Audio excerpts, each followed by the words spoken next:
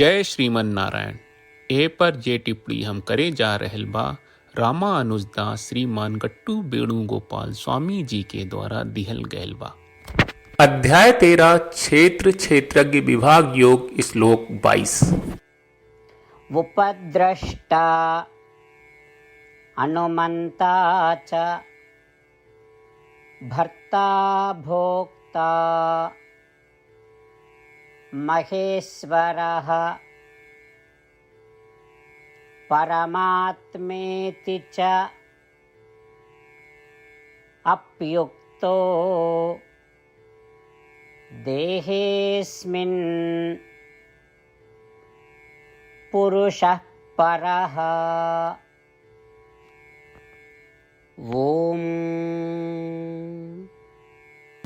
गीताचार श्री कृष्ण परमात्मा अर्जुन समेत हमनी सवे के क्षेत्र क्षेत्रज्ञ विभाग योग सिखा रहल बानी। परमात्मा कहत बाड़न की अर्जुन स्वाभाविक रूप से शाश्वत आनंद के अवस्था में रहे वाला आत्मा के कुछ नाम से बोलावल जा सकेला। जब ऊ शरीर में निवास करेला जौन ऊ कर्म के परिणाम स्वरूप प्राप्त कहिले बा।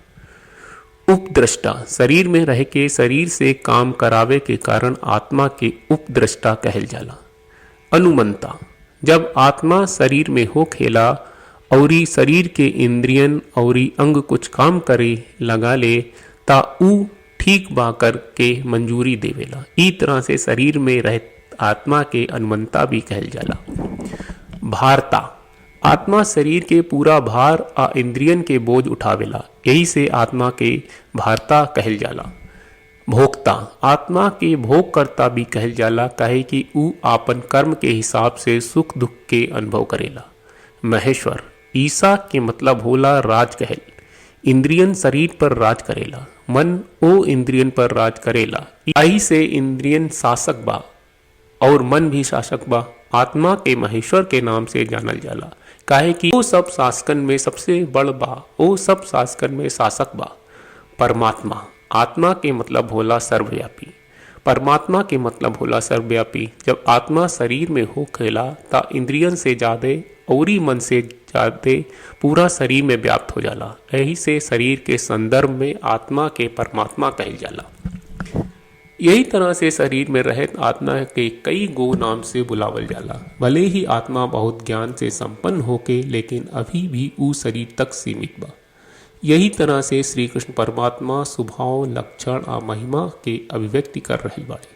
परमात्मा श्री कृष्ण बार बार याद दिला रहे बाड़न कि जौले हमनी के शरीर में बानी जा तबले हमनी के शरीर से बंधेल बानी जा और ई शारीरिक आसक्ति आ जन्म मरण के चक्र से मुक्त होके के साधन उपलब्ध करा के मुक्ति के ओर मार्गदर्शन करत बानी जा। यही से हमनी के आपन में वो सब गुण के आत्मसात करे के कोशिश करी जा जौन परमात्मा श्री कृष्ण श्लोक 7 से 12 में सूचीबद्ध कैले बाड़न, जौन जन्म मरण के चक्र से मुक्ति के साधन हवे। श्री कृष्ण परमात्मा आ श्रीमन नारायण के समर्पण करत आपन जीवन सार्थक बनावे की कोशिश करत घड़ी हमनी के श्री कृष्ण परमात्मा के वचन के श्लोक के रूप में दोहरावे के कोशिश करी जा। उपद्रष्टानुमंता च भर्ता भोक्ता महेश्वरः परमात्मेति चाप्युक्तो देहेऽस्मिन् पुरुषः परः। श्रीमद् भगवत गीता का पूरा सार श्री कृष्ण परमात्मा ने अध्याय 18वें के श्लोक 65 से 70 में 8 काम करे खातिर दिले बाड़े। श्री कृष्ण कहले हम ओ लोगन से प्रेम करनी जो लोग इन 8 बातन के मान तारे। हम ओ भक्तन के हर तरह से रक्षा करब। श्री कृष्ण परमात्मा के द्वारा बोलल गईल संपूर्ण भगवत गीता सुनला के बाद अर्जुन कहले करिष्ये वचनम त्वा, जेके मतलब बा कृष्ण मैं उही करब जौन आप कही। यही कारण बा श्री कृष्ण अर्जुन के हर तरह के सफलता आ विजय प्रदान करेले। आई परमात्मा के आपन व्रत देई कि हमनी के ये 8 गौ कर्म के पालन करी जा। ई वचन परमात्मा के देवे से बड़न कौनो पूजा तपस्या यज्ञ नहीं। हम 8 प्रण कहब जौन हमनी के करे के चाहिए। आप सब कृपया इन्हन के आपन दिमाग और दिल में सोची। श्री कृष्ण के आपन वचन देवे के ई तरीका में हमनी सबकी कल्पना करे के चाहिए कि श्री कृष्ण का चेहरा खुशी से चमकत बा और खुशी के एहसास करत बा। जय श्रीमन नारायण। यहाँ हमनी के 8 वादा बा। हमनी के पहला वादा, हे श्रीमन नारायण, आपका निर्देश के मुताबिक हम हमेशा तोहार ध्यान करब और तोहार बारे में सोचब। हमनी के दूसर वादा, हे श्रीमन नारायण, आपका सलाह का अनुसार हम हमेशा आपका भक्त रहब। हमनी के तीसर वादा, हे श्रीमन नारायण, हम आपन सब काम तोहरा सेवा के रूप में और तोहरा संतुष्टि खातिर करब। हमनी के चौथा वादा, हे श्रीमन नारायण, जैस की आप माने के कहले रहलू, हमरा बहुत विश्वास बा कि हम आपके होई और हम हमेशा आपन दोनों हाथ जोड़ के आपके नमस्कार करब और आपकी पूजा करब। हमनी के पांचवा वादा, हे श्रीमन नारायण, हमरा के तोरा बात माम एकम शरणम ब्रज 1866 याद कहले, जहाँ आप हमरा के आपन का अर्पित करे का कहा।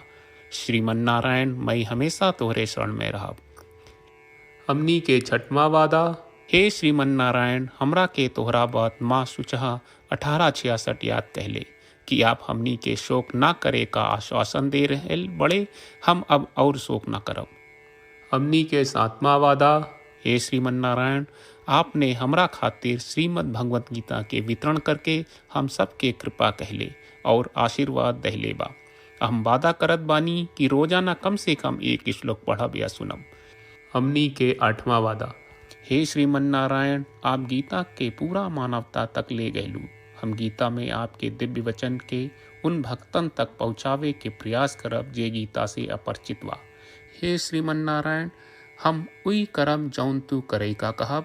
हम ऐसन व्यवहार करब जैसन आप चाहत बानी और हम खाली आपका खातिर काम करब। श्रीमन नारायण के रोज आपन वचन देहल कि हम ओइस करब जैस आप कहत बानी, ई अपने आप में बड़न पूजा बा।